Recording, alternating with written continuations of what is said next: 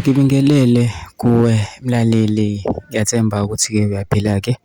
Mina nje ngizocela kuwe-ke laphana-ke ukuthi-ke uma kuwukuthi-ke usamusha-ke kulona-ke ikhasi-ke leli-ke noma-ke ukuthi-ke uyaqala ungena kulona-ke, wenze nje okulungile-ke laphana-ke ungixhase, ungaphumi ucindezelanga-ke ibhathini u-subscribe nje akubizi imali, kumahhala nje ukhiphe nesenti-ke lemnyama-ke leli, kwenza ukwazi ukuthi-ke uqhubeke uthole nezinye-ke iy'ndaba-ke ezintsha-ke nje njengoba ngiza nazo ngizokufakela zona-ke kulona-ke ikhasi-ke leli kusukela-ke manje.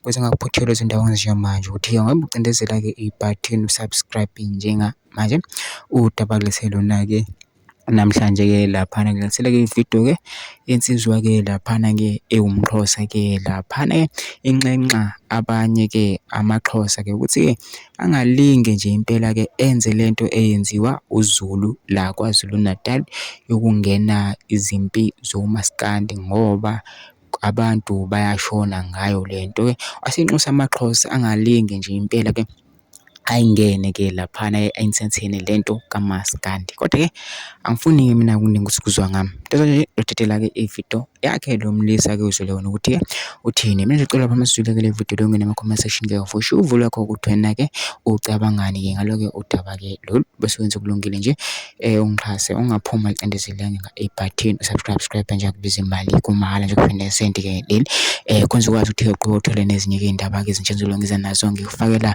zona-ke kulona-ke ikhasi-ke leli-ke nawe-ke le vidiyo-ke le awuyithokozele.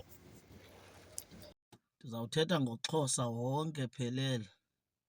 Ndiyanicela maGrootman nihlale nigrand ningile ndlela niyiyo. Zekhe ningayi-adopthi laa nto yase-KZN, laa nto yoomaskandi.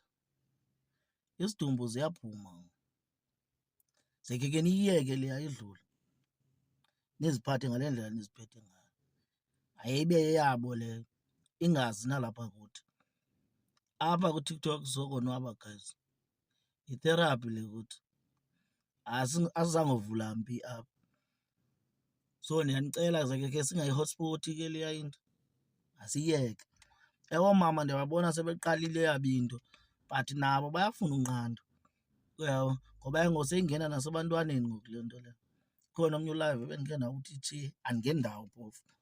Kuthethwa ngoba kuyokhidnepwa abantwana balosiso ogezayo kuTikTok but ayintlanga la wena. But bootata ndiyacela ke niziphathe ngale ndlela niziphethe ngayo.